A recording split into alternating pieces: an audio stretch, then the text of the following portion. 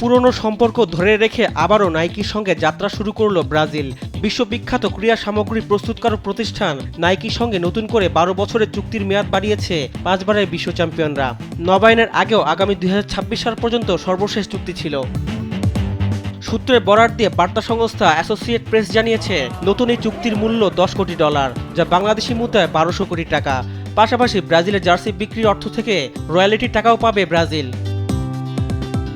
এই শর্ত অবশ্য আগের চুক্তিতে ছিল না। নতুন এই চুক্তির পর লাইসেন্স করার পণ্যের বিশ্বজুড়ে দোকান চালুর অনুমতি দিয়েছে ব্রাজিল ফুটবল কনফেডারেশন।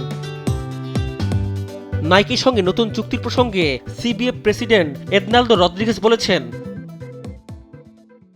এই চুক্তি ব্রাজিলিয়ান ফুটবলের শক্তিকেই তুলে ধরেছে। এটা ফুটবলের সবচেয়ে দীর্ঘ এবং সফল পার্টনারশিপগুলোর একটি। আমরা একসঙ্গে ব্রাজিলের অসাধারণ ফুটবলের উদযাপন চালিয়ে যাব। এর আগে গত মার্চে জার্মানি ফুটবল দলের সঙ্গে চুক্তি করে নাইকি, যার ফলে শেষ হয়ে যায় জার্মান দলের সঙ্গে অ্যাডিডাসের প্রায় ৭০ বছরের পুরনো সম্পর্ক।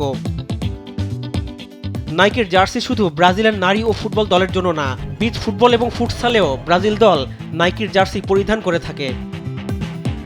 নতুন চুক্তিতে ২০২৭ সাল থেকে জার্মানি জাতীয় দল এবং বয়সভিত্তিক দলগুলোর সব পর্যায়ে খেলাধুলা সরঞ্জাম দিবে নাইকি। ব্রাজিল ও জার্মানি ছাড়াও নাইকির স্পন্সর করা জার্সি পরে Australia, Croatia, England, France, Nigeria, Poland, Portugal ও দক্ষিণ কোরিয়ার মতো দেশগুলো। রিফাত আঞ্জুম, দেশ টিভি, স্পোর্টস ডেস্ক।